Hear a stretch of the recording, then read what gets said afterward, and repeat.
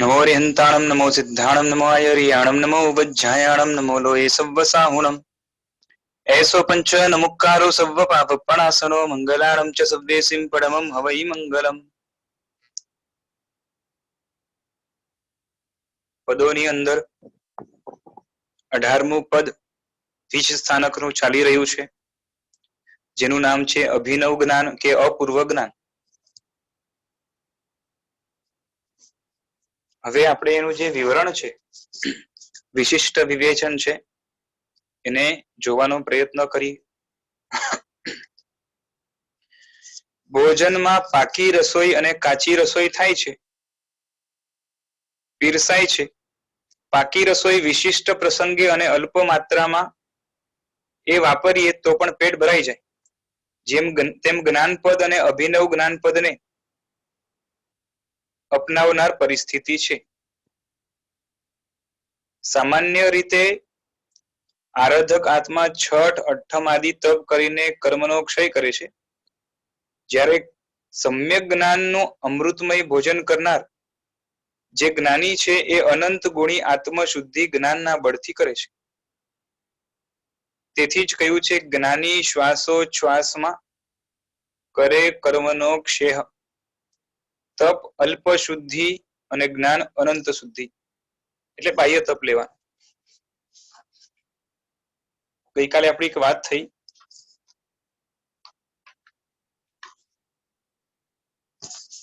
આરાધક વિરાધક ચતુર્ભંગી આવે છે. આરાધક વિરાધક ચતુર્ભંગી, એમાં બતાવ્યું છે કે આરાધક કોને કહેવાય અને વિરાધક કોને કહેવાય. તો ત્યાં 4 કેટેગરી પાડી છે. એક એવા જીવો છે જે મોક્ષ માર્ગની અંદર જરા પણ ચડ્યા નથી, એને મોક્ષ માર્ગ સાથે કઈ લેવા દેવા નથી, જે ગુણ સ્થાનકની કમ્પ્લીટલી વારે છે. અમુક એવા છે જેનું મિથ્યાત્વ મંદ થયું છે, કંઈક આત્માના ઉદ્ધાર માટેની ક્રિયા કરી રહ્યા છે, પણ જોઈએ એવો સ્પષ્ટ ભ્રાંતિ વગરનો બોધ નહીં હોવાના કારણે એ જીવો ક્યાંય ને ક્યાંય અટવાય છે ખરા, પરંતુ સંસારથી કંટાળેલા છે અને કંઈક સારું, કદાચ મોક્ષ એ ગોતી રહ્યા છે. હજી આગળ જેનો બોધ સ્પષ્ટ થઈ ગયો છે, પણ અંદરમાં વિરતિ વગેરેના પરિણામ જેવા પ્રકારના જાગવા જોઈએ એવા ન જાગતા હોવાના કારણે એ જીવોમાં બોધની સ્પષ્ટતા છે, પણ આચરણમાં આવ્યું નથી. એનાથી આગળ જોઈએ તો આચરણમાં પણ તત્વને, બોધને વણીને એ આચરણનું પાલન કરનારા, કોઈ અંશથી પાલન કરે, કોઈ પૂર્ણતાથી કરે, એમાં પણ પ્રમાદાદી દોષ હોય તો એનો પણ નિવારણ કરે, એમ આગળના જીવો રહેવાના. એટલે આપણે 4 કેટેગરી પાડી. પહેલી કેટેગરી એ છે એકદમ નીચલી કક્ષાના જીવો, જેનામાં નથી સમ્યક જ્ઞાન કે નથી સમ્યક ક્રિયા. બીજી કક્ષાના જે જીવો છે એનામાં સમ્યક જ્ઞાન જેવું જોઈએ એવું નથી, બોધની કચાશ છે. અલ્પ પણ બોધ છે ખરો, પણ બોધની કચાશ છે, છતાં પણ મહેનત કરી રહ્યા છે. ક્રિયામાં એ પાવરધા છે, ક્રિયાની રુચિ વાળા છે. ત્રીજા નંબરે જે સમ્યક દ્રષ્ટિ આત્મા હોય, જેનામાં જ્ઞાનની શુદ્ધિ સારી છે, આચરણમાં આવ્યું નથી, એટલે માટે શુદ્ધિપૂર્વકની જે ક્રિયા જોઈએ એવી ક્રિયા એનામાં છે નહીં. ચોથા નંબરે એવા જીવો છે, જે જીવો કેવા છે કે જેની પાસે એ જ્ઞાનની શુદ્ધિ પણ છે અને આચરણની પણ શુદ્ધિ છે. પહેલા નંબરના જીવો જ્ઞાન નથી, ક્રિયા નથી, અને ક્રિયા હોય તો એ જ્ઞાનને જે છે ને સંકળાયેલી નથી, જોડાયેલી નથી, માટે એની ક્રિયા નહીં બરાબર છે. ક્રિયા કરતો હોવા છતાં પણ નહીં ક્રિયા બરાબર છે. એટલે કે ક્રિયાથી શું લેવાનું કે જે તમને મોક્ષ માર્ગમાં આગળ વધારવા માટે મદદ કરે. તો એવું જ્ઞાન પણ નથી ને એવી ક્રિયા પણ નથી. કોની? જે ગુણસ્થાનકની બારે છે. પેલા ગુણસ્થાનકે રહેલા મિથ્યાત્વ જેમનું મંદ થયેલું છે, એ ક્રિયા શાસ્ત્રોને જોઈને ઘણી કરે અને એ ક્રિયા થોડી થોડી કણ જે છે ને સાચી જ એટલા માટે છે કે જે આગળ જઈને એની ક્રિયાની અને બોધની બંનેની શુદ્ધિ કરાવી આપશે. માટે એમના પાસે ક્રિયા છે, બોધ જેવો જોઈએ એવો નથી. ક્રિયા સારામાં સારી કરશે, લક્ષ્ય પણ સારો ગોઠવશે, પણ બોધની શુદ્ધિ નહીં હોવાના કારણે ત્યાં બોધને ગૌણ ગણીએ અને ક્રિયાને મુખ્ય ગણીએ તો એની પાસે ક્રિયા છે, જ્ઞાન નથી. બીજા નંબરના જે જીવો છે. ત્રીજા નંબરના એટલે સમ્યક દ્રષ્ટિ જે જીવો છે એની પાસે જ્ઞાન છે, પણ જ્ઞાનમાં જેવી ક્રિયા બતાવી છે એવી ક્રિયા એનામાં નથી. જે ક્રિયા જ્ઞાનને સારી રીતે મેળવી આપે એવી ક્રિયા તો એ પેલા કરી ચુક્યો છે, સમ્યક દર્શન પામ્યા પેલા. પણ જ્ઞાનના આધારે જેવા પ્રકારની ક્રિયા જોઈએ એવી નથી. માટે એનામાં જ્ઞાન છે, ક્રિયા નથી. એ રીતે કહીએ તો ચાલે. ક્રિયા છે પણ કેવી છે કે જે જ્ઞાનને અનુસરે, આગળ જઈને વિરતિના પરિણામ જે છે ને એ પ્રગટ કરે. હજી આગળ જઈને કરશે, પણ હમણાં જે છે ને વિરતિના પરિણામ પૂર્વકની વિરતિની ક્રિયા નથી.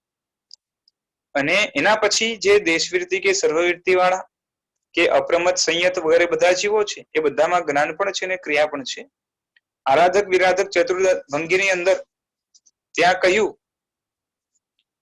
પેલા નંબરના જે જીવો છે એ સર્વ વિરાધક છે, જ્ઞાન પણ નથી, ક્રિયા પણ નથી. શું કહ્યું? સર્વ વિરાધક છે. બીજા નંબરના જે જીવો છે ક્રિયા છે, જ્ઞાન નથી. એટલે જ્ઞાન ભ્રાંતિ વાળું છે, હજી સ્પષ્ટ જ્ઞાન નહીં હોવાના કારણે ત્યાં જ્ઞાનને ગૌણ ગણ્યું.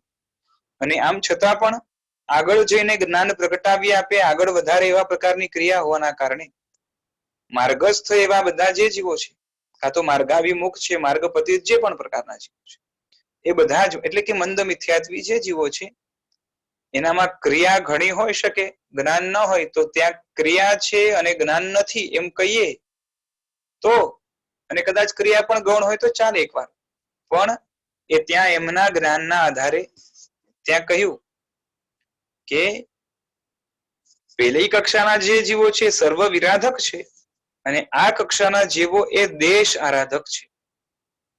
દેશ એટલે થોડું, જ્ઞાન થોડું છે માટે દેશ આરાધક છે. આરાધક કેમ કીધા? ક્રિયાના બેસ પર. આરાધક અને વિરાધક શબ્દ ક્રિયાના બેસ ઉપર લઈ જવાના અને દેશ અને સર્વ એ શબ્દ એ જ્ઞાનના આધારે લેવા પડશે. આગળ જઈને જે સમ્યક દ્રષ્ટિ છે જેનામાં જ્ઞાનની ક્લેરિટી છે એનું જ્ઞાન એને તારવા માટે સમર્થ છે, પણ હજી એ સામર્થ્ય એક્સપ્રેસ થાય એવા પ્રકારની ક્રિયા નથી માટે એમને દેશ વિરાધક કીધા. દેશ કોના આધારે? કારણ કે એટલે એની વિરાધના દેશથી છે, એની વિરાધના દેશથી છે એટલે થોડીક વિરાધના છે એની અને મોટે ભાગે આરાધના છે એટલે દેશ વિરાધક કીધા. આપણે લાગે કે સમ્યક દર્શનને વિરાધક કીધા અને આને આરાધક કીધા મંદ મિથ્યાત્વીને, પણ એની આગળ શું લગાડેલું છે? દેશ. એટલે કે આ દેશથી જ આરાધક છે એટલે થોડોક આરાધક છે, મોટે ભાગે વિરાધક છે. અને જ્યારે આ દેશથી જ વિરાધક છે, હવે વિચાર કરો કે ક્રિયા નથી, જ્ઞાન છે, તો એટલે જ્ઞાનના કારણે એ ઘણો આરાધક છે અને થોડો વિરાધક છે. અને હજી આગળ જઈને કહીએ તો જેની પાસે જ્ઞાન અને ક્રિયા બંને સમ્યક છે, દેશ વિરતિધર સમ્યક, સર્વ વિરતિધર વગેરે, તો એને શાસ્ત્રમાં સર્વ આરાધક કહ્યા. આ રીતે ચાર આરાધક અને વિરાધકની ચતુર્ભંગી શાસ્ત્રોની અંદર બતાવી છે. એટલે આપણે જે વાત આવી હતી ને કે ક્રિયાવાળાને એનો પલડો જે છે ને એટલો ભારી નથી જેટલો જ્ઞાન વાળાનો છે. સમ્યક જ્ઞાન અવશ્ય સમ્યક ક્રિયા લાવી જ આપે, પણ ક્રિયા કદાચ આજ્ઞા મુજબની હોય, આજ્ઞા મુજબની એટલે મન વચન કાયાને શાસ્ત્રમાં જેમ કહ્યું છે એ રીતે પ્રવર્તાવે છતાં પણ સમ્યક જ્ઞાન ન આવે એવું બની શકે. આગળ જઈને સમ્યક જ્ઞાનનું કારણ ન બને એવું પણ બની શકે, પણ સમ્યક જ્ઞાન છે એ આગળ જઈને સમ્યક ક્રિયાનું કારણ બનશે ને બનશે. આટલો બધો જ્ઞાનનો મહિમા છે અને માટે જ જેમ જેમ જ્ઞાનની શુદ્ધિ વધે, જ્ઞાનની અભિવૃદ્ધિ થાય, જ્ઞાનની શુદ્ધિ વધે, એમ એમ અહીંયા વાત ચાલે છે અભિનવ જ્ઞાનની, એટલે જેમ જેમ જ્ઞાનાવરણીનો ક્ષયોક્ષમ વધતો જાય જેમ જેમ ક્લેરિટી વધતી જાય, આત્મા પરલોક, પુણ્ય પાપ, સ્વર્ગ નરક, આગળ વધીને સદગતિ દુર્ગતિ કહીએ તો પણ ચાલે, આગળ વધીને એ સ્વભાવ વિભાવ, સંસાર અને મોક્ષ, બંધન અને મુક્તિ, આ બધા જ કન્સેપ્ટ જેટલા જ્ઞાનની દ્રષ્ટિએ ક્લિયર થતા જાય એમ આત્મામાંથી મોહ તૂટવાનું ચાલુ થાય. પણ કન્ડિશન શું? માત્ર અભિનવ જ્ઞાન એ જ્ઞાનાવરણીના ક્ષયોક્ષમના ઘરનું ન જોઈએ, મોહનીના ક્ષયોક્ષમથી જોડાયેલું હોવું જોઈએ. થોડોક પણ મોહનીયનો ક્ષયોક્ષમ જ્ઞાનાવરણીના ક્ષયોક્ષમની સાથે જો જોડાયેલો હોય તો એ જ્ઞાનાવરણીયના ક્ષયોક્ષમની જવાબદારી છે કે હજી આગળ મોહનીના ક્ષયોક્ષમને વધારી આપે. એટલે જ્ઞાનીને સર્વ આરાધક કહીએ છીએ એ અપેક્ષાએ જ્ઞાનનો પલડો ભારી છે માટે, અને ક્રિયાવાળાને જે છે ને એ દેશ આરાધક કહીએ છીએ. એટલે કહેવાનો તાત્પર્ય એ છે કે જ્ઞાન એ મજબૂત વસ્તુ છે અને એટલી બધી બેસિક છે કે એના વગર સમ્યક ક્રિયા ખીલે જ નહીં. હવે જેમ કીધું ને કે ભોજનમાં એક પાકી રસોઈ હોય ને એક કાચી રસોઈ હોય. પાકી રસોઈ સમજો ને કે જે રસોઈ એટલી પાકી ગઈ છે કે એ હવે બીજા ત્રીજા ચોથા દિવસે ચાલે, અને એ બધી રસોઈ કેવાય ઓલી કેવી ઘી વગેરે વાળી હોય ને માલદાર, તો એનાથી થોડુંક ખાવ તો પેટ ઘણું ભરાય, તંદુરસ્તી પણ તાકાત પણ ઘણી આવે, અને જે છે ને એની શું કહેવાય કે કેલોરીફિક ન્યુટ્રિશનલ વેલ્યુ પણ ઘણી વધારે હોય. બરોબર છે? તો એ પાકી રસોઈ જેવી જે છે ને જેવું જ્ઞાન છે, અને કાચી રસોઈ જેવી ક્રિયા છે.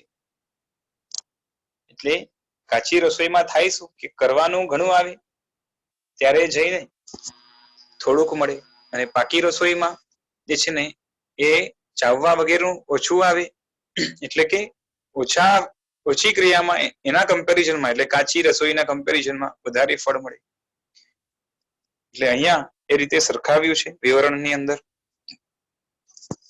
એટલે તપ આદિ જે બહારના કાર્યો એટલે કે બાહ્ય તપ વગેરે જે કરે છે, પણ અંદરમાં સમ્યક જ્ઞાનની જ્યોતિ જો જાગી નથી, નવું જાણવાની જિજ્ઞાસા વગેરે જાગી નથી, મુક્તિના માર્ગને સાંગોપાંગ ઓળખવાની પ્રયત્નશીલતા અંદરમાં જાગી નથી, આમ અભિનવ જ્ઞાન છે ને એમાં જ્ઞાનાવરણીના ક્ષયોક્ષમની વાત મુખ્ય છે કે જેમ જેમ ક્ષયોક્ષમ વધે તેમ તેમ નવું જાણી શકો. તો ક્ષયોક્ષમ માટે એટલે કે નવું જાણવા માટે અંદરમાં બુદ્ધિના 8 ગુણો ક્રમથી જોશે, અને એમાં પણ સૌથી આગળનું જાણવું છે એની માટે સૌથી પહેલા જો જિજ્ઞાસા તો જોઈએ કે, અને એ જિજ્ઞાસાને પ્રાપ્ત કરવા માટે એક વાત સમજો કે જેને જિજ્ઞાસા નથી એ આગળ નહીં જાણી શકે, પણ જિજ્ઞાસાને લાવવા માટે શું જોઈએ? કંઈક ચિંતન પહેલાથી જોઈએ, કંઈક ચિંતા પહેલાથી જોઈએ, કંઈક ઇન્ટેન્શન પહેલાથી બંધાયેલો હોવો જોઈએ કે આ જો મારે જાણવાનું રહી ગયું તો જિંદગીમાંથી ઘણું મારે હારવાનું થશે. એવા પ્રકારનું પરિણામ જો અંદરમાં હોય તો આ જિજ્ઞાસા અભિનવ જ્ઞાનને પેદા કરવામાં ઘણી સમર્થ બને. બરોબર છે? હવે આગળ કહે છે કે સામાન્ય રીતે જે છઠ આદિ તપ કરે છે અને એ દ્વારા જે કર્મની નિજરા કે ક્ષય કરે એના કરતા કંઈક ગણો કર્મનો ક્ષય એ જ્ઞાન કરાવી આપે. એટલે અનંત ગણી આત્મશુદ્ધિ ક્રિયાના કમ્પેરિઝનમાં જ્ઞાન દ્વારા થઈ શકે છે.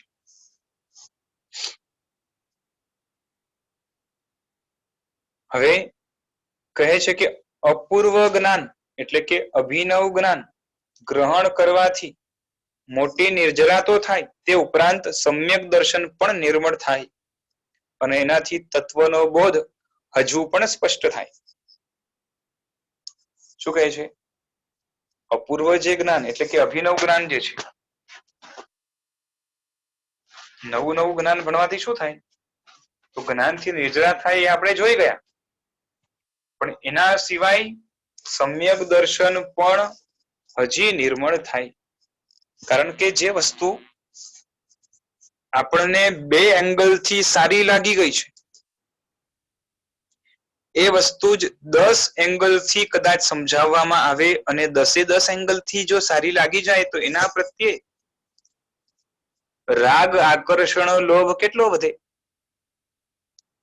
એટલે જેટલી ઉપાદેય વસ્તુ છે એ ઉપાદેય વસ્તુની ઉપાદેયતાના જે કારણો જ્ઞાનાવરણેના ક્ષયોક્ષમ કરીને જાણતા જઈએ તેમ તેમ એની ઉપાદેયતા, એના પ્રત્યેનું આકર્ષણ, એને મેળવવા માટેની આજ્ઞા વફાદારી એ બધું જ વધી જાય અને એથી એનું પાલન હજી સરળ પણ બને. સૂક્ષ્મ દ્રષ્ટિ ખીલવાથી એની અંદર પતન થવાના ચાન્સીસ પણ ઘટી જાય અને સાથે સાથે આત્મવીર્ય પણ એ કોન્ફિડન્સ વાળું હોવાથી આત્મા હજી પાવરધો થાય, મજબૂત થાય, બળવાન થાય. આત્માને પાવરફુલ કરવા માટે જ્ઞાન નામનો પાણી એનું સિંચન જો થતું રહે તો એ આત્મા નામના વૃક્ષની અંદર સંતોષ આદિ દ્વારા સુખના ફળો જે અમૃત તુલ્ય સ્વાદ વાળા છે એ ઉત્તરોત્તર વધારે ને વધારે રસાસ્વાદ આપનારા બને. અનંત મહિમા જ્ઞાનનો ગવાયો છે અને અહીંયા અભિનવ જ્ઞાનને કહેવા દ્વારા કે છે, જો કહેવાનો તાત્પર્ય અભિનવ જ્ઞાન દ્વારા એ જ છે કે તમે જેટલું જાણ્યું એટલામાં સંતોષ માનીને બેસી રહેવા જેવું નથી. બધા માટે પ્રોગ્રેસની દિશા જુદી જુદી હોઈ શકે. સાધક માટે શરૂઆતની દશામાં જ્યારે સાવ અજ્ઞાન હોય ત્યારે એકલા પણ ભણવાની ના પાડી, કારણ કે જાતે જાતે પુસ્તકો ખોલીને વાંચવા માંડે અને બેસિક પાયાના તત્વો જે પરંપરાથી આપણને ગુરુ પરંપરાથી પ્રાપ્ત થયા છે એ જો જાણ્યા ન હોય તો ઘણીવાર ખોટા પુસ્તકોની અંદર ખોટું વિવરણ આવે તો એને સમજી ન શકે અને ખોટાને સાચું માની બેસે અને એનાથી કન્સેપ્ચ્યુઅલ બેઝમાં ક્લિયરિટી નહીં હોવાના કારણે જે સમ્યક જ્ઞાનની ઇમારત ચણાવવી જોઈએ એ આત્મામાં નહીં ચણાય.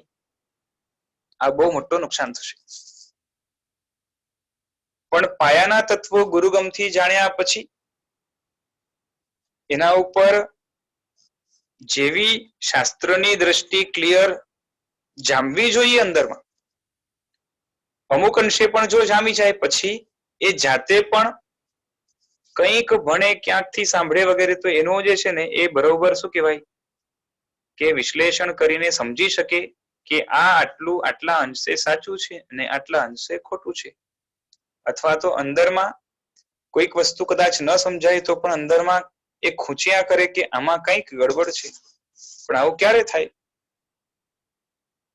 જ્યારે શરૂઆતના પાયાના જે તત્વો ક્લેરિટી પૂર્વક જાણવા જોઈએ એ જાણ્યા.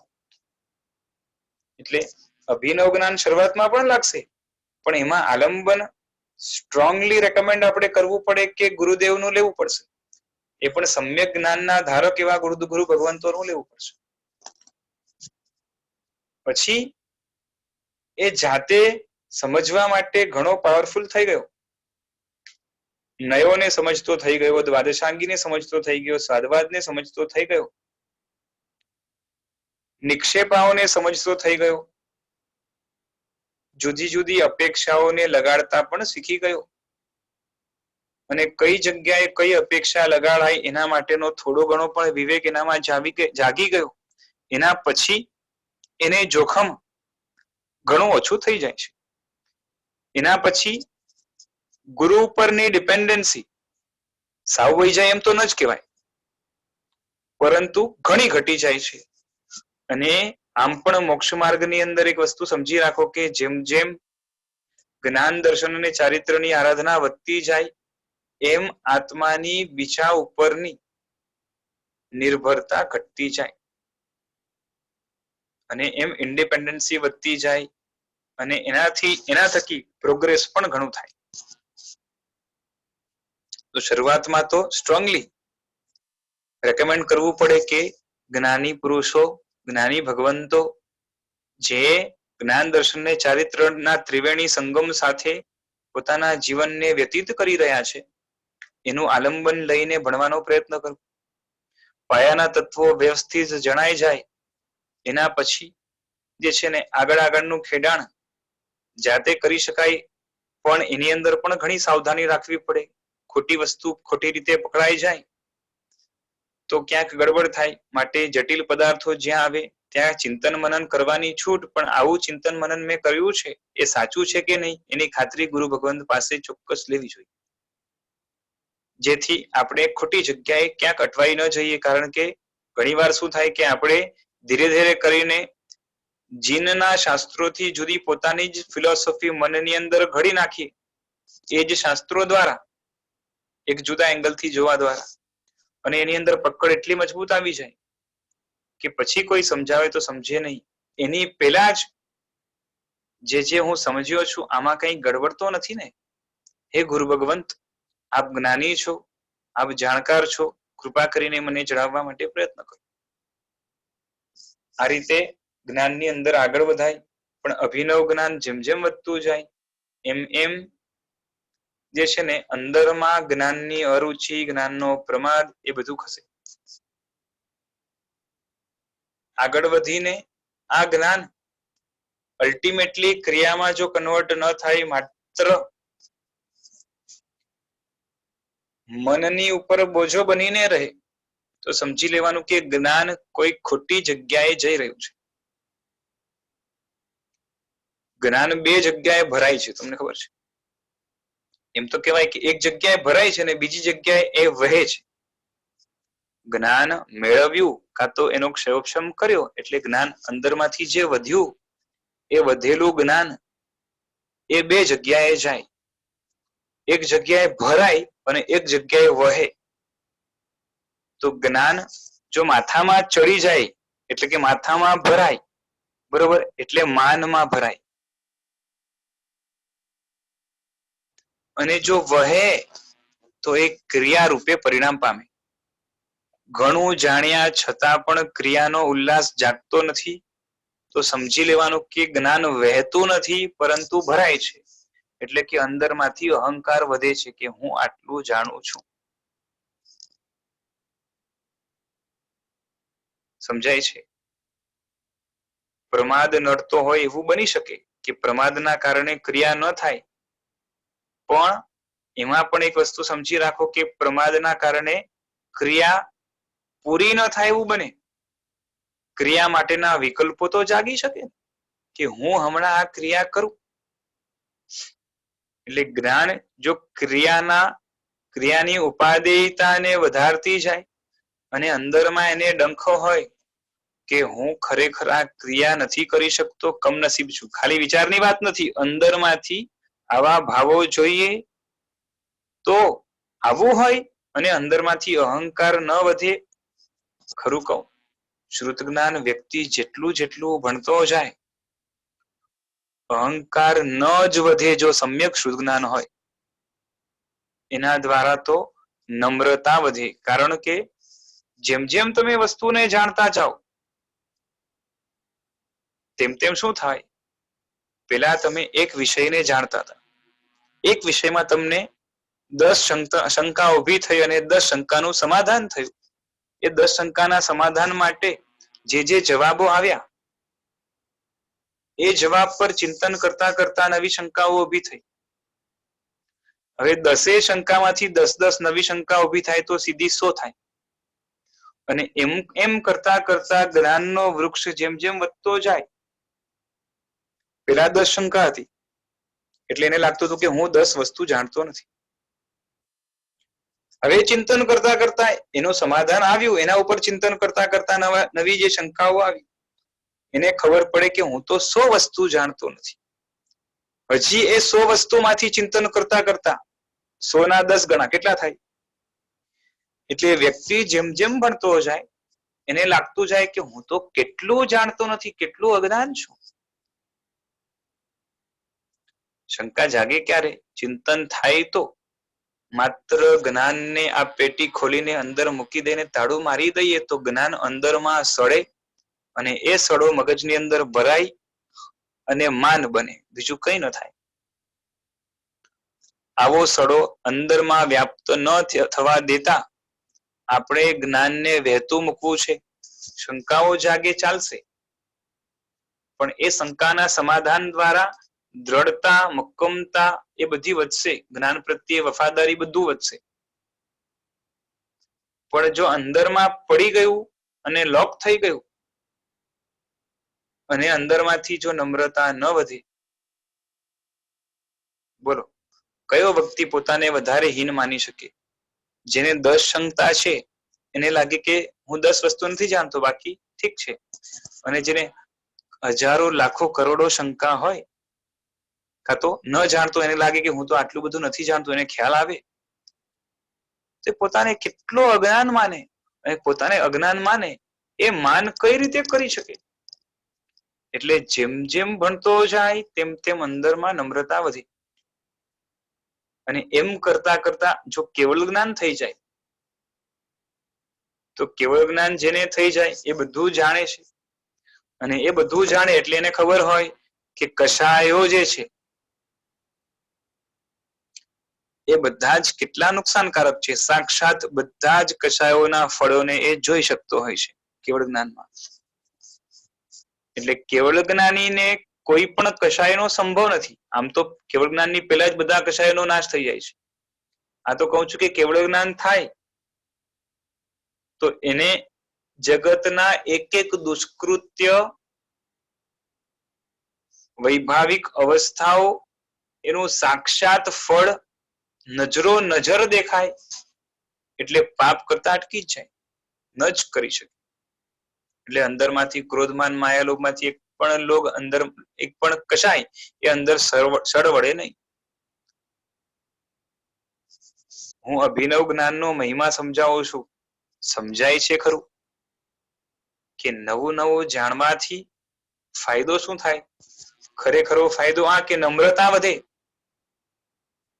નમ્રતા વધે તો એના દ્વારા વિનય વધે. વિનય વધે સાથે વ્યાવચ વધે. આગળ જઈને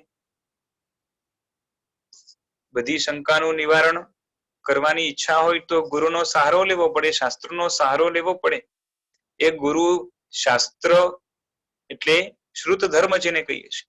અને સાથે સાથે એ પરમાત્મા, એ બધાની ભક્તિ કરવાનું મન થાય કે તારા આલંબન વિના અથવા તો તમારા આલંબન વિના મારામાં કોઈ વિશિષ્ટ જ્ઞાનાવરણીનો ક્ષયોપશમ એકલા હાથે કરવાની તાકાત નથી. બોલો સમર્પણ કેવું આવે? અને આ જ સમર્પણ એવી વસ્તુ છે જે આત્માને તારી આપશે. આજ્ઞાની વફાદારી આ જ સમર્પણ કેળવી આપશે. અને આજ્ઞાની વફાદારી એ મોક્ષનું ગેરંટી છે, એટલે સર્ટિફિકેટ છે. મોક્ષનો ગેરંટી સર્ટિફિકેટ છે.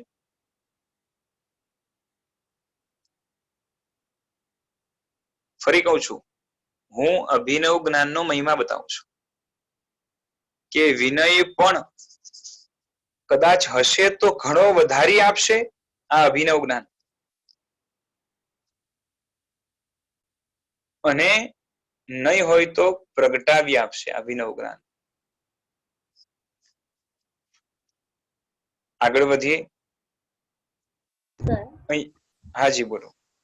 સર, આના માટે સ્ટાર્ટ કઈ રીતે કરવું? એટલે આગળના સ્ટેપ સમજાય છે અને જે પાથ છે એ પણ સમજાઈ રહ્યો છે, પણ એક્ઝેક્ટલી પ્રેક્ટિકલી સ્ટાર્ટ કઈ રીતે કરી શકાય? સ્ટાર્ટમાં તો એવું થાય કે તમે હમણાં જૈન કુળમાં કદાચ જન્મ્યા છો, એનું સ્ટાર્ટિંગ કંઈક જુદું રહે, અને જૈન કુળમાં જે ન જન્મ્યા હોય એના માટે થોડાક સર્કમસ્ટેન્સીસ જુદા રહે. જૈન કુળમાં તમે જન્મ્યા હો એટલે તમને શરૂઆતથી નમસ્કાર મહામંત્ર, પછી ખમાસમણ સૂત્ર, અમુક અમુક સૂત્રો તમને જે છે ને ગઢશ્રુતિમાં સ્ટાર્ટિંગ થી દેવામાં આવે. એકદમ જ ધર્મને ન માનનારો પણ જૈન હોય ને તો એને પણ આ ઈચ્છામી ખમાસમણો સૂત્ર અને નવકાર આ બે તો જે છે ને એ બીજાને જોઈ જોઈને પણ આવડી જાય. બરોબર છે. અને પછી જેને આગળ વધવું છે, નવું નવું જ્ઞાન પ્રાપ્ત કરવું છે, તો એના માટે એ એક જાતનો ક્રમ કહીએ તો એ છે કે એક કુલાચાર તરીકે, બેસિક કુળના આચાર તરીકે પવિત્ર શબ્દોને જો નાની ઉંમર હોય કાં તો ગોખવાની વગેરે શક્તિ એવી સારી હોય ત્યારે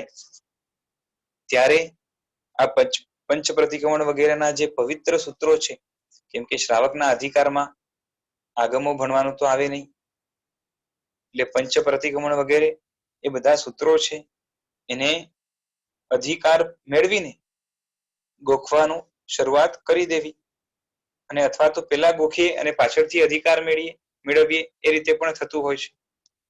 અધિકાર એટલે ઉપદાન આદિ જે તપ વગેરે કરી એના દ્વારા જે છે ને સૂત્ર પ્રાપ્ત કરવાના અધિકાર આપણને મળતા હોય છે. હવે એ ગોખવાનું થયું, એની સાથે તમને સામાન્ય અર્થ પણ કહેવામાં આવતા હોય, પણ તમને અંદરમાંથી પછી આગળ જિજ્ઞાસા જાગવી જોઈએ કે આના વિશિષ્ટ અર્થો પણ મારે જાણવા છે. પણ વિશિષ્ટ અર્થ જાણવા માટે બીજા અમુક શાસ્ત્રોને ક્રમથી તમારે જાણવા જરૂરી બનશે. એક સામાન્ય ક્રમ જે હોય એ તમને કહી દઉં કે એકદમ જ શરૂઆતના તબક્કામાં તમારે જીવ વિચાર અને નવ તત્વ આ બે વસ્તુઓ ભણી લેવી જોઈએ. પછી પેલા નવ તત્વ ભણો પછી જીવ વિચાર ભણો તો પણ ચાલે, પેલા જીવ વિચાર ભણો પછી નવ તત્વ ભણો તો પણ ચાલે. અને બંને સાથે પણ લઈ લો કે જીવ તત્વની વાત આવે ત્યારે જે છે ને એની સાથે જીવ વિચાર આખું તમે કન્ટિન્યુ કરી અને પછી આગળના જે તત્વો છે એને ભણો. પછી એ આ જે પ્રકરણ છે એમાં જગતની વ્યવસ્થાને સમજવા જાણવા માટે એક તો કર્મગ્રંથ કમથી કમ પહેલો એ જાણી લેવો જરૂરી છે. જગતની જે એક વ્યવસ્થા એને જાણવા માટે એ લઘુ સંગ્રહણી, જેના દ્વારા તમને ખબર પડે કે સ્વર્ગ નરક આદિની જે વ્યવસ્થા છે, પુણ્ય પાપની જે છે ને એ કરામતો છે, આખા જગતનું સ્વરૂપ કેવું છે એ બધું તમારે જાણવાનું આવે. એટલે એના માટેના જે બેસિક ગ્રંથ છે એ બધા ભણી લેવા. એટલે શોર્ટમાં લઘુ સંગ્રહણી, પછી બૃહદ સંગ્રહણી બહુ આગળ આવે, બહુ ડિટેલમાં પછી બધાને સમજાય ન સમજાય. અને આની સાથે શરૂઆતમાં જો સંસ્કૃત પ્રાકૃતનો બેસિક અભ્યાસ કર્યો હોય ને સંસ્કૃત પ્રાકૃત વગેરે વાંચતા થઈ જાઓ તો આના અર્થોને ધારણ કરવા પણ સહેલા બની છે. શરૂઆતમાં તો આ બધાની ગાથાઓ વગેરે વ્યવસ્થિત ગોખીને રાખેલી હોય તો ઘણું સારું કામ થાય. ગોખવા દ્વારા લાભ એ થાય કે તમે શબ્દશઃ ગાથાઓને યાદ કરીને એના ઉપર ચિંતન કરી શકો, એટલે એમાં ગડબડ ન થાય. અને આ પ્રણાલિકા ભગવાન મહાવીર થકી જે છે ને આપણા સુધી આ આખી પ્રણાલિકા પહોંચી છે. એમાં બધાઓ જે છે ને એ મહાપુરુષો આવે છે કે 12 વર્ષ છે ને એ ગોખવાનું કામ કરે, 12 વર્ષ એનો અર્થ કરે અને 12 વર્ષ જે છે ને એ દેશાટન વગેરે કરીને એ દેશકાળને સમજવાનો પ્રયત્ન કરે. અને આ રીતે જે ગીતાર્થ પાકે પછી એને શું કહેવાય કે શાસ્ત્રાર્થ આદિમાં કાં તો બીજાને બોધ પમાડવા માટે એ જે છે ને એ ઘણા સમર્થ થઈ જાય છે. એટલે સાધુની વાત થઈ. પછી બેસિક ઘણા બધા બીજા પણ ગ્રંથો છે, બની શકે તો કર્મ ગ્રંથો છે, એ ધીરે ધીરે જે છે ને ડિટેલમાં એનો અભ્યાસ કરવા માટે પ્રયત્ન કરવો. કર્મ કઈ રીતે કાર્ય કરે છે, અને એના પછી થોડાક વૈરાગ્ય જનક જે ગ્રંથો છે, વૈરાગ્ય શતક, વૈરાગ્ય કલ્પલતા, અધ્યાત્મ કલ્પદ્રુમ વગેરે, અને યોગ સંબંધી ગ્રંથો 14 ગુણસ્થાનકને જાણી લેવા. એમ તો થોડું ઘણું કર્મ ગ્રંથની અંદર આવી જાય, પણ સ્પેશિયલી થોડાક એ જણાવનારા એ ગ્રંથો વાંચવા ભણવા. અને એના પછી થોડુંક સ્યાદવાદની છાંટ આવે એના માટે, અને કાં તો એક આખું જૈન શાસનનો આખું માળખું તમને સમજાય એના માટે જે તત્વાર્થ સૂત્ર છે એનો પણ એક બેસિક અભ્યાસ કરી લો. આટલું થોડું ઘણું થઈ જાય ને, કાં તો બહુ લાંબુ થોડુંક વિસ્તારથી કરવું હોય આમ ઇઝી લેંગ્વેજની અંદર તો લોક પ્રકાશ નામનો પણ ગ્રંથ છે, તો એ પણ એક માસ્ટરપીસ છે. આ થોડું ઘણું બેસિક થઈ જાય એટલે તમે બહુ પાયાના જે તત્વો છે જૈન શાસનની અંદર જે આપેલા છે એની તમને ઝાંખી થઈ જશે. આમ જોવા જઈએ તો જેટલો જ્ઞાન વિસ્તાર જૈન શાસનની અંદર છે મેં હમણાં જેટલો બોલ્યો એ 0.1% પણ કદાચ નહીં હોય, પણ આટલું થાય તો કમથી કમ છે ને આપણે ઘણા સિક્યોર થઈ જઈએ. પછી આપણે ભાવનાઓ જે છે 12 ભાવના પછી એ બધું એમ તો છે ને તત્વાર્થ વગેરેની અંદર આવી જાય તો એ થોડુંક બેસિક તરીકે આટલું કરવું જરૂરી છે. અને એમાં પણ બની શકે તો ગુરુગમથી એટલે ગુરુ ભગવંતોની સહાયથી આ ક્રમથી જો કરવામાં આવે થોડુંક ધ્યાન દેવું પડે 2-3 વર્ષ 3-4 વર્ષ તો આટલી વસ્તુ શક્ય છે. થોડીક રેગ્યુલરિટી રાખવી પડે પણ આખા જીવનનું એક સંભારણું થઈ જાય, આખા જીવનમાં એ કામ લાગે.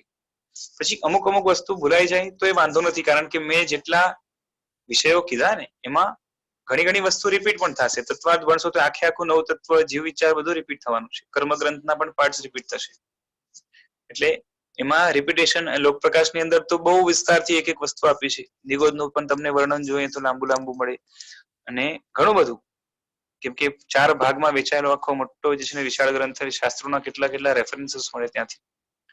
4 ભાગ છે એના, દ્રવ્ય, લોક પ્રકાશ, ક્ષેત્ર, કાળ અને ભાવ, એ રીતે 4 એના વિભાગ છે. માસ્ટરપીસ છે, વિનય વિજય મહારાજની રચના છે.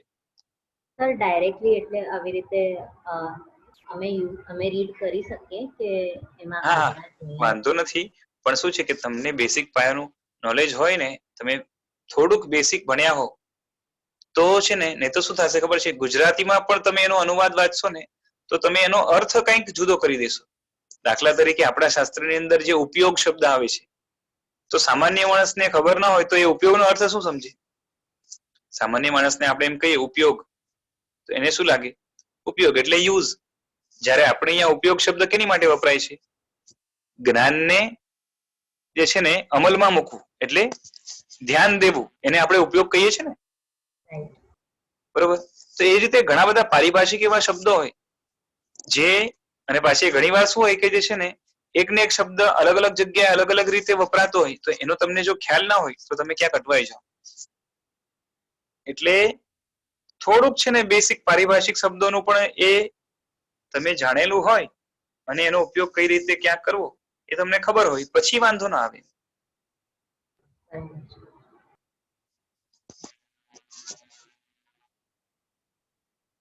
પણ એક અંદરથી મને જરા ઉપયોગનો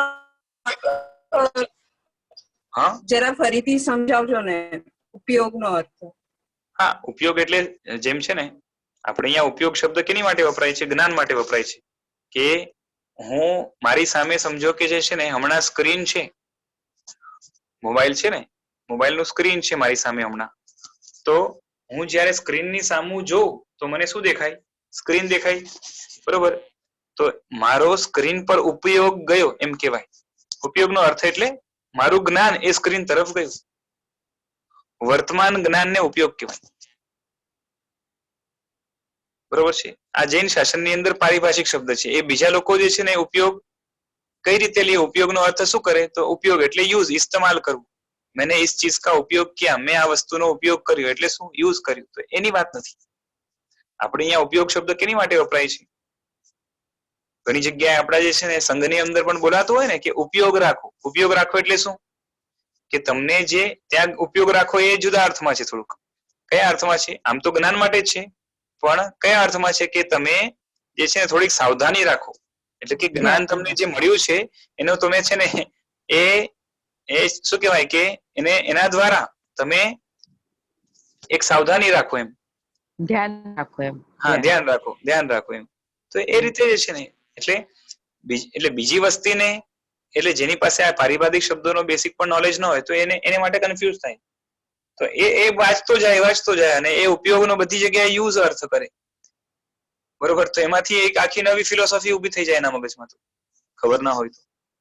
એટલે આવો ગોટાળો ન થાય માટે એ શાસ્ત્રોને વાંચવા માટે એના જે પારિભાષિક શબ્દો છે એનાથી આપણે પહેલાથી વાકેફ થવું પડે.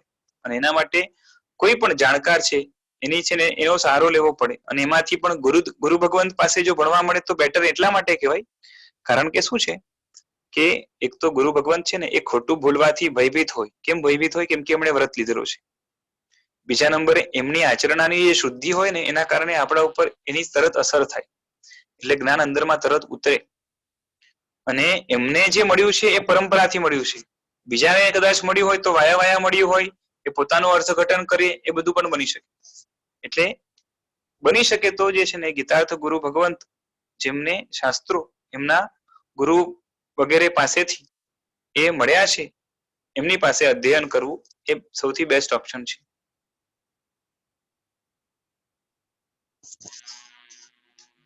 ચાલો આગળ વધીએ. આ શાસ્ત્રો લગભગ બધા પ્રાકૃતમાં જ છે કે આગમો સંસ્કૃતમાં છે પણ આપણા પ્રાકૃતમાં છે, બાકી એનો આખો વિસ્તાર સંસ્કૃતમાં જ છે. કેમ કે ટીકા, ચૂર્ણી, ભાષ્ય વગેરે બધું સંસ્કૃત. મૂળ જેટલા આગમો છે એ પ્રાકૃતમાં છે. ઓકે. હા, અને એટલે પ્રાકૃત કર્મગ્રંથ, લઘુસૂત્રણી એ બધા પ્રાકૃતમાં છે. હા, એટલે બીજા શાસ્ત્રો જે રચાયા છે અમુક સંસ્કૃતમાં રચાયા છે, એમાં મોટે ભાગે પ્રાકૃતમાં રચાયેલા ઘણા છે. પણ જે ટીકા વગેરે મળશે એ તમને સંસ્કૃતમાં મળશે.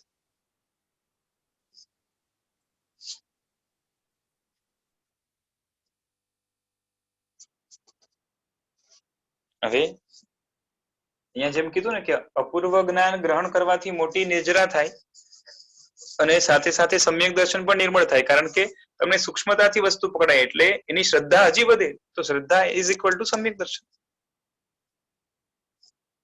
જ્ઞાન વડે 14 રાજલોકમાં રહેલા સૂક્ષ્મ અને બાદર જીવોની પરિસ્થિતિ, ભાવો બધું જાણી શકાય છે. માટે જ્ઞાનની જે અભિરુચિ છે, આ અભિરુચિને રાખનાર જીવ એને સમ્યક જ્ઞાન વધુ પ્રાપ્ત કરવા જેવું ખરું.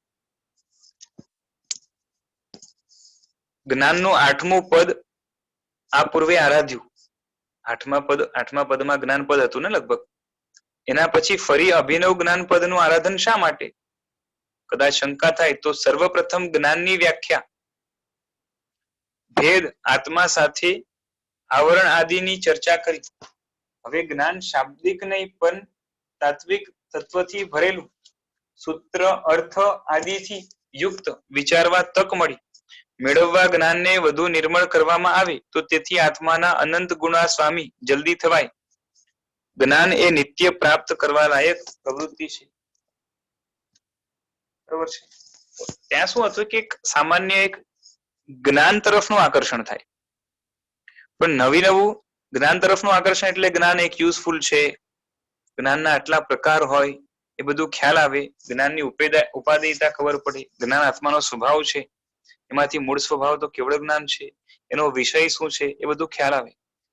હવે અભિનવ જ્ઞાન સ્પેશિયલી જયારે શબ્દ આવે તો એનાથી છે ને એક ઉલ્લાસ જાગે કે મારે નવું જાણવા દ્વારા આ બધા જ્ઞાનોનો જે ક્રમ છે એને મારે સર કરવું છે. અને માટે એ તત્વ તરફ વળતું જ્ઞાન, તત્વને મેળવી આપતું, સૂક્ષ્મતા તરફ જતું જે જ્ઞાન, એ અભિનવ જ્ઞાનની આરાધના દ્વારા, એટલે અભિનવ જ્ઞાન શબ્દની આરાધના દ્વારા કાં તો અભિનવ જ્ઞાન પદની આરાધના દ્વારા આપણે પ્રાપ્ત કરી શકીએ. લખ્યું કે જ્ઞાન એ નિત્ય પ્રાપ્ત કરવા લાયક વસ્તુ છે, પ્રવૃત્તિ છે. જેમ કે ને કે રોજ દાન આપવું જોઈએ, એ જ રીતે રોજ નવું કંઈક ભણવું જોઈએ, જાણવું જોઈએ. બરોબર. પણ જાણવું કે ભણવું શું જોઈએ રોજ નવું? આપણા ઘરે છાપું આવે એ 16 પાના 17 કે 20 પાનાનું છાપું હોય એ આખું વાંચી જઈએ તો આપણે અપડેટેડ જે રહીએ એ રોજનું નવું ભણ્યું કહેવાય કે નહીં? જ્ઞાન તો વધે ને એના દ્વારા. બરોબર. તો એની અહીંયા વાત ચાલે છે તો કે ના, નથી ચાલતી. કેમ નથી ચાલતી?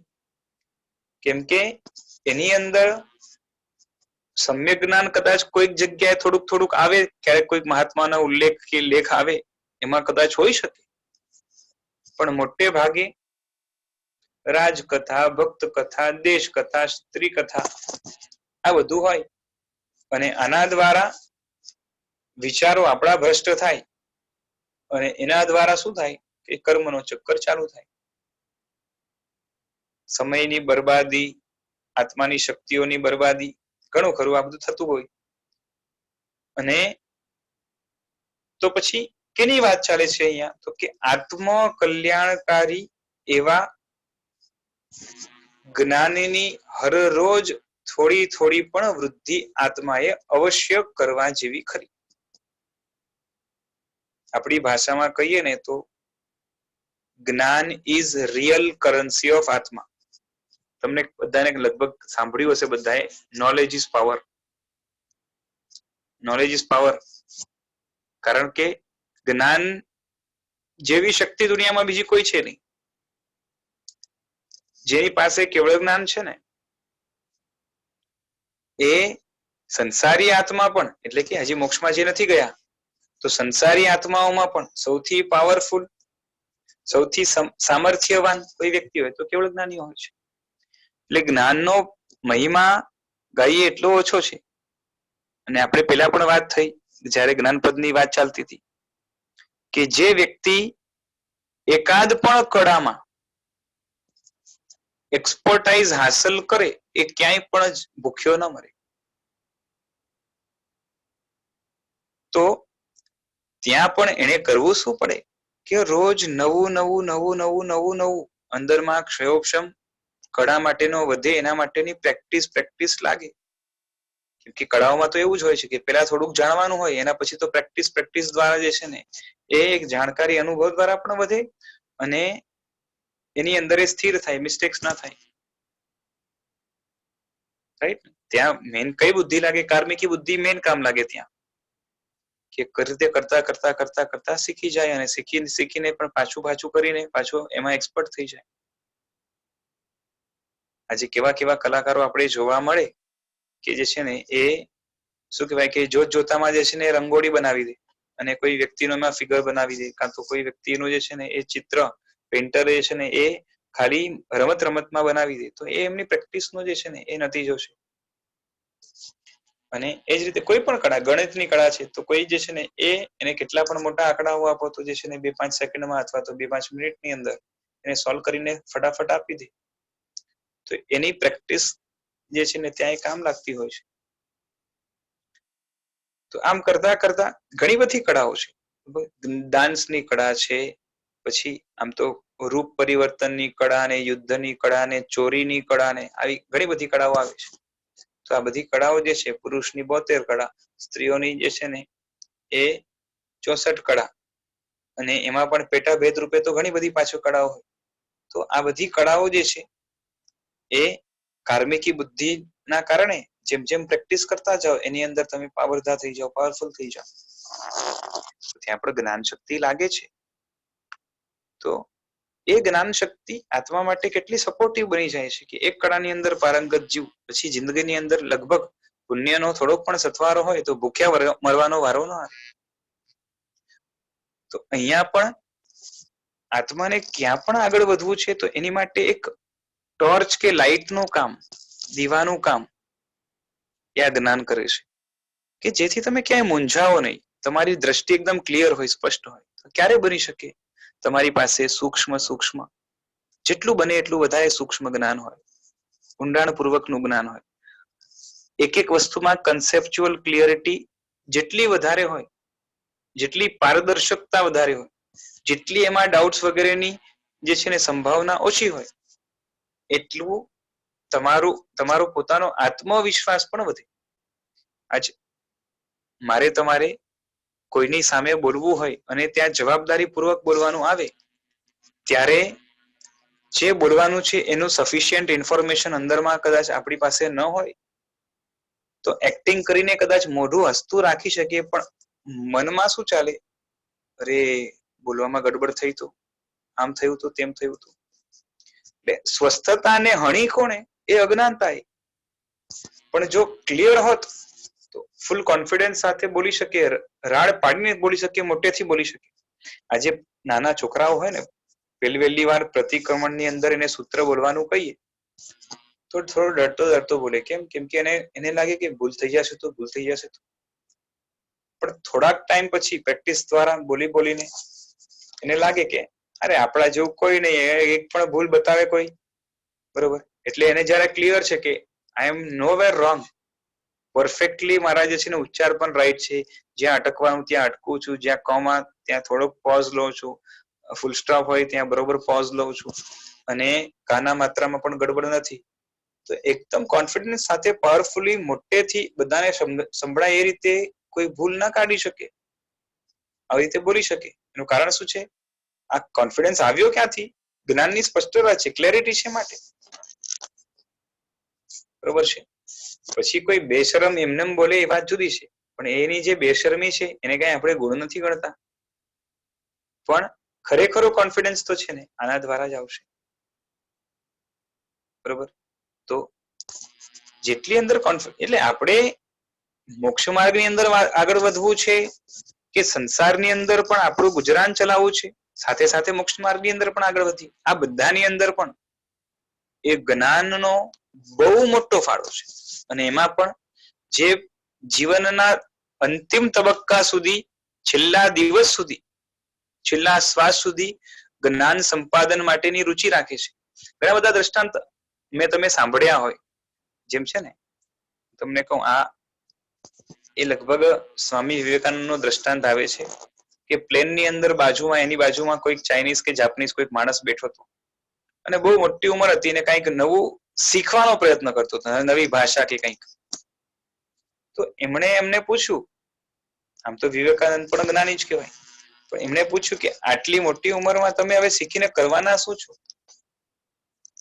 તો કે મોટી ઉંમર શરીરની થઈ છે, શરીરથી ગરડો થયો છું, મન હજી તાજું છે, સ્વસ્થ છે. કહેવાનો તાત્પર્ય એ કે જે મનથી હારી જાય છે એ ભણવાનું, જાણવાનું, સમજવાનું મૂકી દે છે. અને તમે દુનિયામાં આજે પણ જોજો કે જે નવું નવું શીખતા રહેતા હોય છે, એની 60, 70, 80 વર્ષની પણ ઉંમર હોય ને, એની તાજગી, એનો જોશ, એનો કોન્ફિડન્સ આખો જુદો જ હોય. તમારી આસપાસ જ આવા ઘણા લોકો મળશે તમને. એટલે આ અભિનવ જ્ઞાનનો મહિમા છે. પછી એ સંસાર માટે હોય તો એનો સંસાર વધે, અને મોક્ષ માટે હોય તો એ મોક્ષ માટેનો જે છે ને પર્યાયો એના સંસારના કપાતા જાય એ દિશામાં, અને મોક્ષ નજદીક આવે. પણ આટલો મહિમા ખરો અભિનવ જ્ઞાનનો, અપૂર્વ જ્ઞાન. હવે આગળ જોઈએ શું કહે છે. જ્ઞાનપદ દ્વારા 5 ઇન્દ્રિયો અને તેના વિષયોની સમજ પ્રાપ્ત કરવા તેની આરાધના કરવા પ્રયત્ન કર્યો. હવે એ અક્ષરરૂપી સમજ પ્રાપ્ત કરવા તેની આરાધના કરવા પ્રયત્ન કર્યો. હવે એ અક્ષરરૂપી જ્ઞાનને વ્યાકરણના, નયના, દર્શનના સહારે પદાર્થ રૂપે જે 45 આગમ આદિ જ્ઞાનનું ગણધર ભગવંતે નિર્માણ કર્યું છે, તે જ્ઞાનને, તેના મર્મને ઓળખવા માટે, સમજવા માટે પ્રયત્ન કરવાનો છે. શાસ્ત્રોમાં દેશ આરાધક ક્રિયા અને સર્વ આરાધક જ્ઞાન એમ કહ્યું છે. આમાં છે ને એ તો આપણે જોઈ ગયા, પણ જે વિસ્તારકની આરાધના કરતા હોય ને એને આ અભિનવ જ્ઞાનની અંદર 45 જે આગમ છે ને એને નમસ્કાર કર્યા છે. આપણે લાગે તો આ તો શ્રુત જ્ઞાન છે, આના પછીનો શુદ્ધ જ્ઞાનનો પદ છે, એમાં શું કર્યું હશે? તો ત્યાં શ્રુત જ્ઞાનના જે છે ને શરૂઆતથી ભેદ કર્યા છે બધા. ક્યાંથી? તો શ્રુત જ્ઞાનની શરૂઆત ક્યાંથી થાય? અક્ષરથી. આલ્ફાબેટમાંથી વર્ડ્સ બને, વર્ડ્સમાંથી સેન્ટેન્સ બને, સેન્ટેન્સમાંથી પેરેગ્રાફ બને, પેરેગ્રાફમાંથી ચેપ્ટર્સ બને, કલેક્શન ઓફ ચેપ્ટર્સમાંથી બીજા મોટા મોટા ચેપ્ટર્સ બને.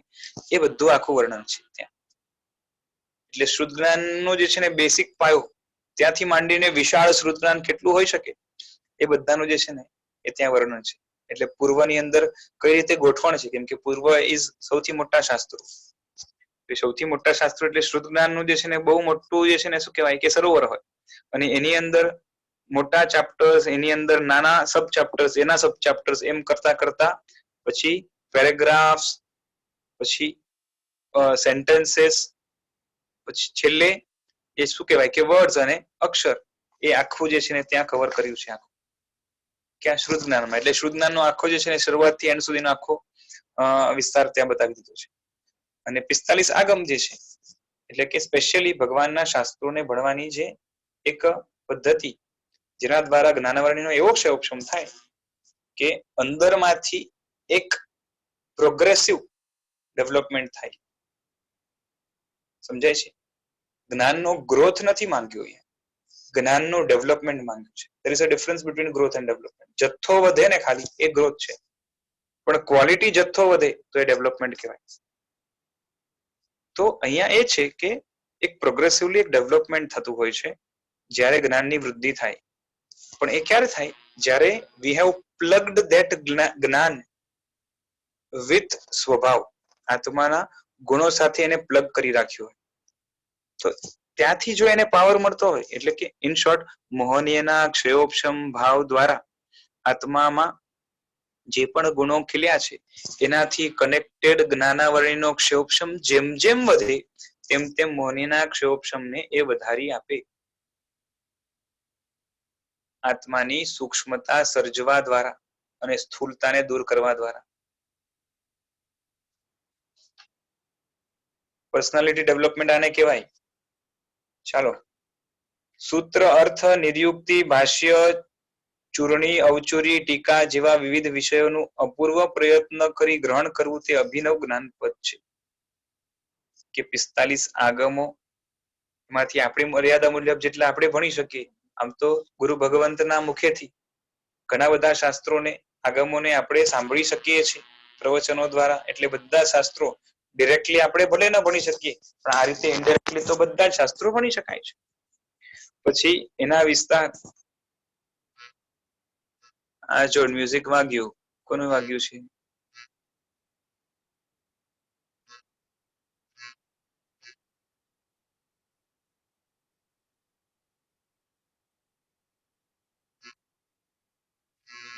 કોનું વાગે છે ભાઈ?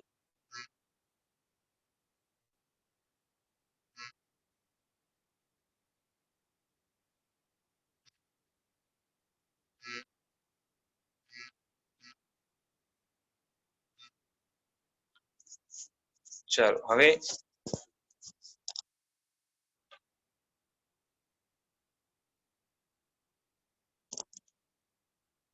હા, તો શાસ્ત્રો એટલે આગમો, પછી આગમ તો મેઇન સૂત્રથી બાધિત હોય, એની અંદર જે તત્વ છે એને ખોલવા માટે ટીકા, ચૂરણી, ભાષ્ય, આ બધો જે જે વિસ્તાર છે એ બધો વિસ્તાર પણ ધીરે ધીરે ધીરે ધીરે ભણી ભણીને જે છે ને દ્રઢ કરીએ તો કેટલા રહસ્યો જીવના ગુણો સંબંધી, જીવન સંબંધી, શક્તિઓ સંબંધી, પર્યાયો સંબંધી ઘણું બધું ખુલે. અને એનાથી આપણું જીવન જે છે ને એ ઘણું ઉન્નત થાય. બીજી રીતે આગમ જ્ઞાનના શબ્દને ઓળખવા પ્રયત્ન કરવો.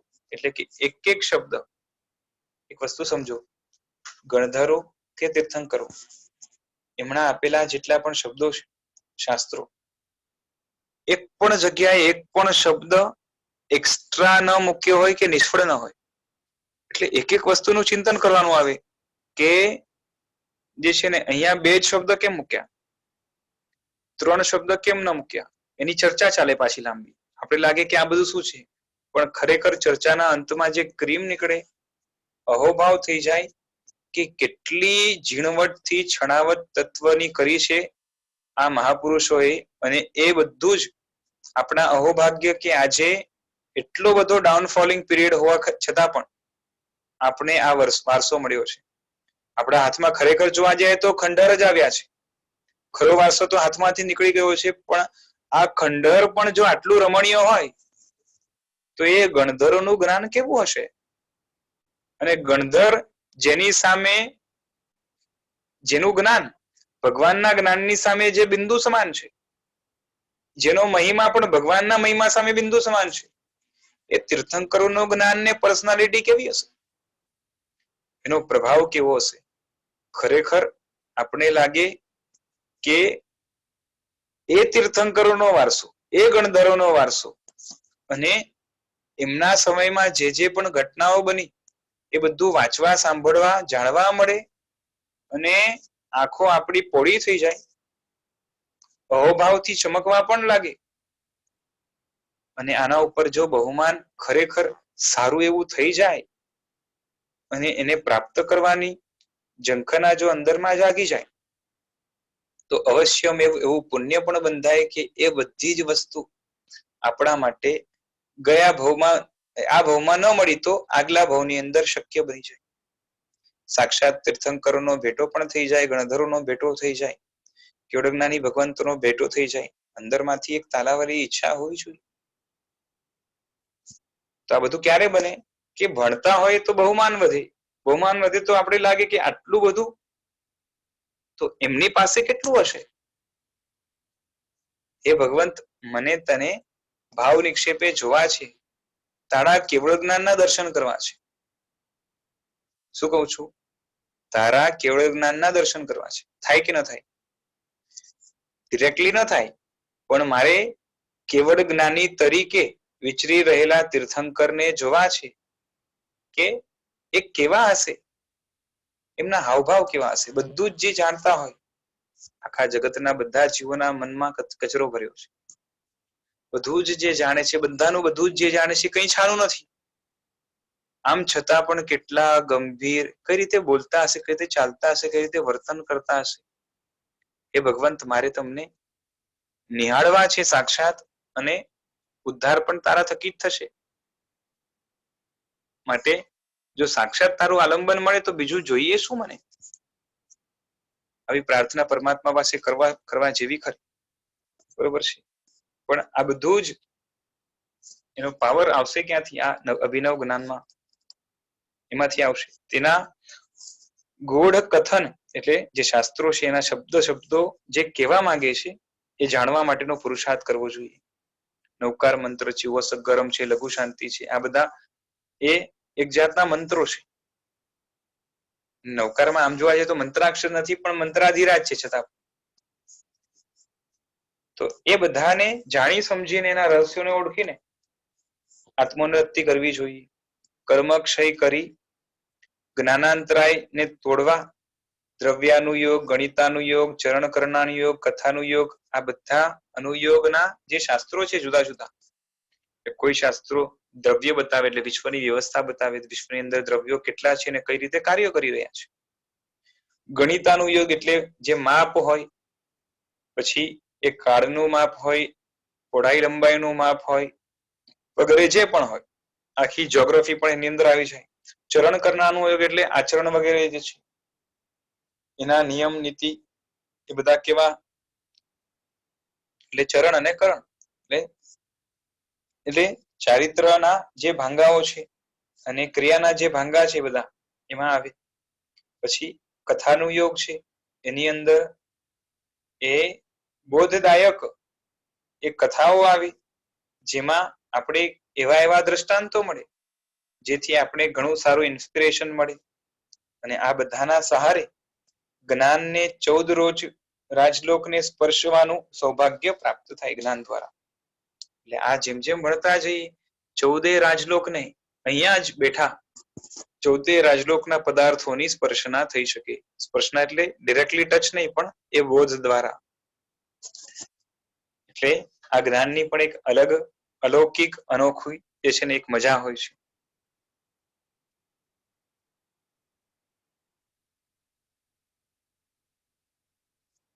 અહીંયા એક બતાવે છે કે કેટલાક ભાગ્યશાળીઓએ અભિનવ જ્ઞાનનો અર્થ નવીન જ્ઞાન કરવાનો પ્રયત્ન કર્યો. નવીન જ્ઞાનનો પ્રયત્ન કર્યો છે કે નવું જ્ઞાન, ન્યાય ગ્રંથની જેમ નવ્ય ન્યાયનું વિદ્વાનોએ નિર્માણ કર્યું, તેમ બુદ્ધિ જ્ઞાનને વિકસાવવા, આનંદ પ્રાપ્ત કરવા, પદાર્થના મૂળ સુધી જવા આ અભિનવ જ્ઞાનનો અર્થ કરવો યોગ્ય છે. જેમ આત્માની અનંત શક્તિ છે, તેમ શક્તિનો અનુભવ, એ શક્તિનો પરિચય આગમ જ્ઞાનના શબ્દમાં છુપાયેલો છે. આગમનું જે જ્ઞાન છે એના દ્વારા આત્મામાં ઇન ધ સેન્સ કે જ્ઞાનની જે શક્તિ છે એ શક્તિ, જ્ઞાનની શક્તિનો જે અનુભવ છે ને એ આગમ શાસ્ત્રો ભણવા દ્વારા આપણે કરી શકીએ. કેમ કે આગમોને જેમ ભણો એમ જ્ઞાનનો ક્ષયોક્ષમ થાય, એક અંદરમાંથી જ્ઞાન ખીલે. એક અરે જ્ઞાન જેટલું ખીલે અંદરમાંથી, અને એના દ્વારા આપણી લાઈફમાં જે બેનિફિટ્સ થાય એ બેનિફિટ્સ એ જ્ઞાનનો પ્રભાવ કહેવાય ને, અને એટલે કે એક આગમનો પ્રભાવ કહેવાય. એટલે કે આ આગમોનો કે નવા નવા જ્ઞાનનો કે જ્ઞાનની ઊંડાણનો જ્ઞાનના નવા નવા ઊંડાણનો જે છે ને જીવનમાં કેટલો ઉપયોગ છે એ આપણને ખ્યાલ આવે. અને તે જ કારણોથી આગમને સામાન્ય અલ્પજ્ઞાનીને વાંચવા શાસ્ત્રકારોએ નિષેધ કર્યો છે કે સીધે સીધું આ વાંચવાથી નુકસાન પણ થઈ શકે.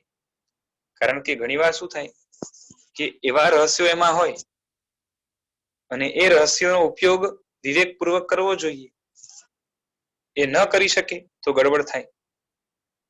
એક દ્રષ્ટાંત છે, આની પહેલા મેં કદાચ કીધું એ ખબર નથી, પણ એક જગ્યાએ આગમની વાંચનાઓ ચાલતી, આચાર્ય ભગવંત પોતાના શિષ્યોને ગૂઢ એવા રહસ્યો વગેરે એ બતાવતા.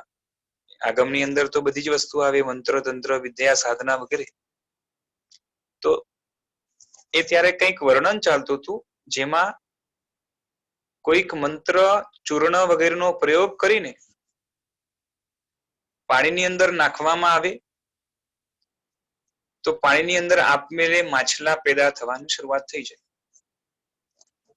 બન્યું એવું કે બારે એક ફિશરમેન એટલે કે માછીમાર હતો, ત્યાંથી પાસ થતો હતો. એનું નસીબ એવું કે ત્યાંથી પસાર થતા આ શબ્દો એના કાનમાં પડ્યા. એ શબ્દોને એને સાંભળીને રુચિનો વિષય હતો એટલે એને અવધારણ કરી રાખ્યું અને ઘરે જઈને પ્રયોગ કર્યો તો ખરેખર પાણીમાંથી માછલા પેદા થવા લાગ્યા. આમ કરવાથી એને માછલા લેવા માટે કે પકડવા માટે એને સમુદ્રના કાંઠે જવાની હવે જરૂરત ન પડી. પોતાનું જે ખેતર વગેરે હશે ત્યાં જે કુંડ વગેરે હશે એની અંદર આ મંત્ર વગેરેનો ચૂર્ણ વગેરેનો પ્રયોગ કરીને એ માછલા ઉત્પાદન કરવાનું કાર્ય અને એને પકડીને વેચવાનું કાર્ય એને ચાલુ કરી દે. એમ કરતા કરતા સિલાઈથી કાર્ય થવા લાગ્યું, જોઈએ એટલા માછલા મળે. એમ કરતા કરતા અબજોપતિ થઈ ગયું, મોટો શેઠ થઈ ગયો. એકવાર બન્યું એવું કે એ જ નગરની અંદર જ્યાં એ રહેતો હતો એ ગુરુ ભગવંત પાછા પધાર્યા હશે. દ્રષ્ટિ ત્યાં આની પડી રસ્તામાં જતા. એ પગમાં પડ્યો કે ગુરુ ભગવંત, આપની કૃપાથી હું આજે આટલો રહીશ થયો છું. ગુરુ ભગવંતે પૂછ્યું કે ભાઈ તું કોણ છે? મેં તો તને ક્યારેય જોયો નથી અને દેદારથી તું જે છે ને એ જઈને પણ લાગતો નથી. તારો કઈ વિશેષ પરિચય છે નહીં. કોણ છે જરા મને કહેતો ખરા. તેમણે આખો અહેવાલ કહ્યો કે આપ જ્યારે આ રીતે ભણાવતા હતા ત્યારે આ વસ્તુ ભણાવવામાં આવી અને મેં સાંભળી, એનો મેં પ્રયોગ કર્યો અને માટે હું જે છે ને આજે આટલો રહીશ થઈ શક્યો છું. મારા જીવનમાંથી દરિદ્રતા દૂર થઈ, આટલો મોટો સેટ થયો. પૈસાની રેલમ છેલ છે. આજે પણ જે છે ને એક જાતનું એ માછલાઓનું કારખાનું ચાલુ છે. ગુરુ ભગવંતને થયું કે ગડબડ થઈ ગઈ, ન છૂટકે એટલે ન કરવાનું હતું એ થયું. વાંચના આપતા હતા અધિકારી એવા શિષ્યોને પણ આણે અણઅધિકારે બહારથી સાંભળી લીધી અને માટે આવું થયું છે. માછલા એટલે આમ જોવા જઈએ તો પંચેન્દ્રિય જીવ, એટલે પંચેન્દ્રિયની હિંસા અને આટલા બોડા પ્રમાણમાં જેટલી કરવી હોય એટલી કરે એવો એ આ વ્યક્તિ પૈસા માટે થઈને. અને અંદર હમણાં પૈસાનું ભૂત એવું સવાર છે અને સહજતાથી માછલા મારી શકે છે, માટે અંદરમાં કઠોરતા પણ જોરદાર છે. અને વ્યક્તિ એકદમ જ તદ્દન અયોગ્ય છે એવું જ્ઞાની ભગવંતે એના મુખાકૃતિ આદિથી, લક્ષણો આદિથી જાણી લીધું. એટલે એમને ખ્યાલ આવી ગયો કે ઉપદેશનો આના ઉપર કોઈ અસર થવાનો નથી. તો કરવું શું? તો ગુરુ ભગવંતે કીધું કે અરે ભાઈ તું આટલી મહેનત કરે છે, મને આવીને મળ્યો હોત તો. તેને કીધું કે કેમ ભગવંત, શું થયું? હે મહારાજ, થયું શું? એમ કેમ કહો છો? તો કે તને હું બીજી રીતે બીજો મંત્ર આપત. તો કે કેવો મંત્ર? કે એ મંત્ર તું જો ભણે તો સીધે સીધા પાણીમાંથી રત્ન નીકળે. તારે આટલી બધી મહેનત કરવાની જરૂરત નહીં. તું ચૂર્ણ બનાવે કાં તો લઈ આવે, મંત્રનો પ્રયોગ કરે, પાણીમાં નાખે, માછલા નીકળે, એને તારે મારવા કાપવા પડે અને બીજા સુધી સપ્લાય કરવો પડે, આટલું બધું કરવું પડે. એના કરતા સીધે સીધા રત્ન નીકળે તો તારે આટલી બધી મહેનત કરવાની જરૂર ના પડે. અને ગુરુ ભગવંતે આખો મંત્ર વગેરે એને કહી દીધો. એને કીધું ઠીક છે. એ પગે પડીને ચાલ્યો ગયો ખુશી ખુશી. અને એ મંત્ર ખરેખર એ હતો જેના દ્વારા પ્રયોગ જો કરે તો રત્ન ન નીકળે, ખરેખર એના દ્વારા સિંહ પેદા થાય. આને પ્રયોગ કર્યો, સિંહ પેદા થયો અને એને ફાડી ખાધું. બરોબર છે. પછી એ સિંહ કેવો હશે ભગવાન જાણે, પણ આજ્ઞાની ભગવંત હતા, પૂર્વના જાણકાર હતા, એટલે કે પૂર્વધર હતા. એટલે આ મરી ગયો. કહેવાનું તાત્પર્ય એ કે અયોગ્યને જ્ઞાન મળે, રહસ્યો મળે તો એનો દુરુપયોગ કરે. એટલે આટલા બધા પંચેન્દ્રિયની હિંસા થાય એના કરતા આ જીવ મરી જાય તો કેટલા બધા પંચેન્દ્રિયની હિંસાથી અટકાયત થાય. એવી દયા ભાવનાથી. અને આ તો આમ પણ દુર્ગતિ ભેગો થવાનો છે, હજી પણ પાપ કરશે તો વધારે દુર્ગતિ થશે, એના કરતા હમણાં મરી જાય. એટલે એના માટેની પણ એક જાતની હિત બુદ્ધિથી અને બીજા પણ જગતના જીવો માટેની હિત બુદ્ધિથી ગુરુ ભગવંતને આ સ્ટેપ લીધો. સમજાવવાથી સમજી શકે એવો હતો નહીં માટે. બરોબર છે. બીજા પણ ઉપાયો કદાચ હશે, પણ આ ઉપાય એમને શ્રેષ્ઠ લાગ્યો. જ્ઞાની ભગવંત છે માટે એ સારામાં સારો ઉપાય એમના જ્ઞાનથી જે દેખાયો એ એમને કહ્યો અને આના દ્વારા જે છે ને આ થયું. પણ કહેવાનો અર્થ એ કે અયોગ્યના હાથમાં એ સારી કળા કે જ્ઞાન પણ જાય તો એના દ્વારા નુકસાન થઈ શકવાની સંભાવના હોવાના કારણે એ ગંભીર એવા આગમને સીધે સીધા અધિકાર વગર એ છે ને શ્રાવકો તો ઠીક, સાધુઓ પણ ન ભણી શકે માટે નિષેધ કર્યો છે. અને હવે આગળ જે છે એ આપણે નેક્સ્ટ ટાઈમ જોઈશું. હમણાં તો સમય થયો છે, આજે રાખીએ છીએ. બરોબર છે. બાકીનું કાલે જોઈશું. કાલે પણ સમય લગભગ 9:30 ની આસપાસનો રહેશે. એ બધા ખ્યાલમાં લેજો. બરોબર છે. જીના આજ્ઞા વિરુદ્ધ કઈ બોલાયું તો મિચ્છામિ દુક્કડમ. પ્રણામ.